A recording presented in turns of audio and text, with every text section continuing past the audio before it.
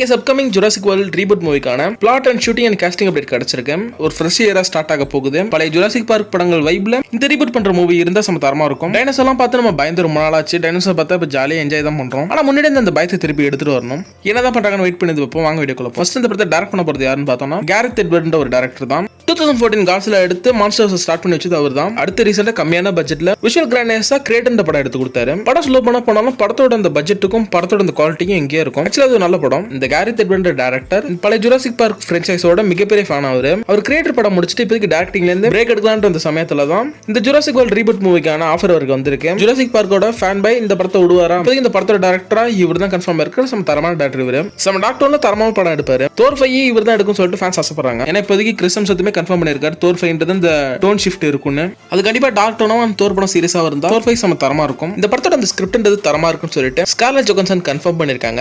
அது இவங்க ரீசெண்டா காமிக் புக் வெப்சைட்டுக்கு கொடுத்த இன்டர்வியூல தான் கன்ஃபார்ம் பண்ணிருந்தாங்க. நம்ம படத்தை பார்த்தா தெரியும் இவங்க உண்மையா சொல்றாங்களா இல்லையா. ரைட்டர் அந்த படத்துக்கு யார் வந்திருக்காங்கன்னா 30 வருஷத்துக்கு முன்னாடி ஜுராசிக் பார்க் 2 and 3 ரைட் பண்ண டேவிட் கோப்ன்ற ரைட்டர் தான் இந்த படத்தை ரைட் பண்ணிருக்காரு. இவர் நிறைய நல்ல படங்கள் ரைட் பண்ணிருக்காரு. ஆனா ரீசெண்டா அவர் ரைட் பண்ண இந்த படம் அந்த அளவுக்கு பெருசா போகல. அது Indiana Jones Dial of Destiny அந்த படம் தான் மிகப்பெரிய ஃபிளாப். ஒருவேளை இந்த படம் அவர் நல்லா எழுதியிருந்தாருன்னா இந்த ஒரு படம் இவருக்கு கம்பேக் அமையலாம். வெயிட் பண்ணி என்ன நடக்க போகுதுன்ட்டு. நெக்ஸ்ட் இப்போதைக்கு இந்த படத்துல கன்ஃபார்ம் ஆயிருக்க ஒரே காஸ்டிங் நம்மளோட பிளாக் விடோ ஸ்கார்லெட் ஜோகன்சனுக்குமே ஜுராசிக் பார்க்ன்றது ஒரு ஃபேவரட் ஃப்ரான்ச்சைஸ் தானா. இந்த படத்தை அவங்க தியேட்டர்ல பார்த்தா மென்ஷன் பண்ணிருப்பாங்க. ஏன்னா இப்போ ஒரு 10 வயசு இருந்திருக்கும். இப்போ அவங்க இந்த படத்துல இருக்காங்க. என்ன மாதிரி ரோல் ப்ளே பண்றாங்க தெரியல. ஃபீமேல் ப்ரோட்டகனிஸ்ட் தான் இந்த படத்துல இருக்க போறாங்களான்னு கன்ஃபார்ம் ஆகல. அடுத்து நம்ம பிளேட் ஆக்டரான மகாஷால் அலி இந்த படத்துக்குள்ள அவரும் வந்துட்டாருன்ற மாதிரி ஏப்ரல் ரூம்ஸ் இருக்கு. கூடிய சீக்கிரம் இந்த படத்துக்குள்ள இருக்காருன்னு கன்ஃபார்ம் ஆயிடணும். ஆஸ்கார் வின்னிங் ஆக்டர் 5 வருஷமா பிளேட்ல மாட்டிக்கிட்டு இருக்காரு. இப்போதைக்கு பிளேட் ஸ்கிரிப்ட் அகைன் ரீ ரைட்டிங் குள்ள போனதுனால அவர் அது வரை சும்மாலாம இந்த படம் வந்து நடிக்கலாம். எப்படியும் 3 to 6 மாசம் வரை இந்த படத்தை ஷூட் பண்ணுவாங்க. இந்த படத்தை முடிச்சாருன்னா கரெக்டா அந்த பிளேட் ஸ்கிரிப்ட் ரெடி ஆயிடும். திருப்பி ஒரு பிளேட் படத்துக்கு போயிடலாம். ஃபர்ஸ்ட் ஸ்கார்லெட் ஜோகன்சன் இப்படிதான் ரூமர் மூலமா பேச்சு அடிபட்டுச்சு. இந்த படத்துல அவங்க இருக்காங்கன்னு சொல்லிட்டு அவங்க கன்ஃபார்ம் ஆயிட்டாங்க. அடுத்த மகாஷால் அலியும் கன்ஃபார்ம் ஆயிடணும். வேற எந்த ஒரு ஆக்டர்ஸ் இப்போ கேஸ்ட் பண்ணாத நமக்கு அஃபிஷியல் அனௌன்ஸ்மெண்ட் பண்ணல. மேபி மத்த ஆக்டர்ஸ்ல இந்த மாதிரி கேஸ்ட் பண்ணிருக்கலாம். நம்மளுக்கு இன்னும் ரிவீல் பண்ணாம வச்சிருக்கலாம். ஏன் சொல்றேன்னா இந்த மூவி இப்போதைக்கு ஜூலை 16 வரையும் தாய்லாந்துல இருக்கிற ஹுவாய் வாட்டர் ஃபால்ல தான் இந்த படத்தை ஷூட் பண்ண போறாங்களாம். அடுத்து பேங்காக்லயே ஷூட் பண்ணுவாங்களாம். அப்படி மல்டிபிள் லொகேஷன்ல இந்த படத்தை ஷூட் பண்ண போறாங்க. அதுல இந்த படத்துல ஓல்டு காஸ்டிங்ல பெருசா ரிட்டர்ன் ஆகிற மாதிரி தெரியல.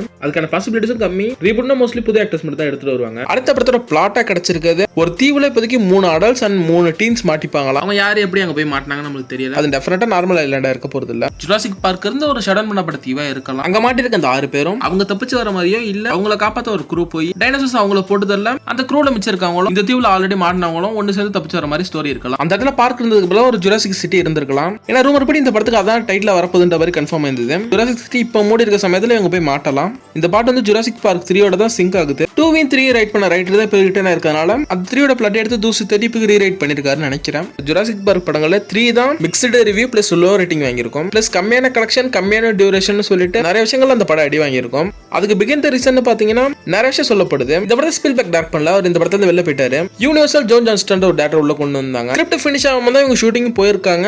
இதுக்கிடையில ஸ்கிரிப்ட் ரீரைட் பண்ணிக்கிட்டே இருந்திருக்காங்க. இப்படி இந்த படம் அடி வாங்குறதுக்கு பலவித காரணம் பின்னாடி இருக்கு. தனியா அதுக்காக ஒரு வீடியோ போடலாம். அந்த அளவுக்கு கான்டென்ட் இருக்கு. நான் தனியா வீடியோ போடுறேன். ஆனா நம்ம சின்ன பிள்ளை இருக்கும்போது எல்லா ஜுராசிக் பார்க் படங்களும் நம்மளுக்கு நல்லா தான் இருந்திருக்கும். ஏன்னா எந்த ஒரு சின்ன பிள்ளைங்களும் டெக்னிக்கலா வந்து படத்தை பார்க்க போறது இல்ல. ரொம்ப ஜாலியா என்ஜாய் பண்ணி தான் எல்லா படங்களும் பார்ப்போம். அப்படி பார்த்து சின்ன வயசுல நமக்கு நிறைய படம் நல்லா இருந்திருக்கும். ஆனா மக்கள் இப்போதைக்கு படத்தை ஃபிலிம் மேக்கர் கணக்கா பார்க்க ஆரம்பிச்சிட்டாங்க. அடுத்து இந்த ஜுராசிக் வேர்ல்ட் ரீபூட் மூவி எப்படி வரணும்னு நான் நினைக்கிறேன். பழைய ஜுராசிக் பார்க் அந்த வைப் வரணும். ஏன்னா அப்ப அந்த படங்கள் டைனோசர்ஸ் பார்க்கும்போது நம்ம பயப்படுவோம். அந்த அளவுக்கு த்ரில்லா காமிச்சிருப்பாங்க. ஆனா இப்போ வர ஜுராசிக் வேர்ல்ட் படங்கள் எல்லாம் டைனோஸ்குள்ள ஒரு வர்சஸ் ஃபைட் வைப்பாங்க.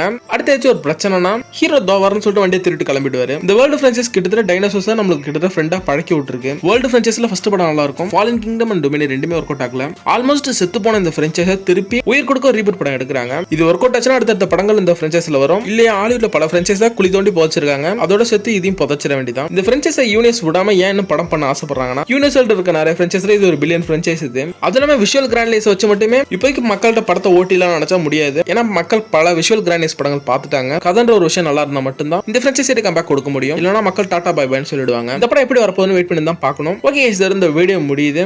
நெக்ஸ்ட் ஒரு நல்ல வீடியோ சந்திப்போம். Tata bye guys.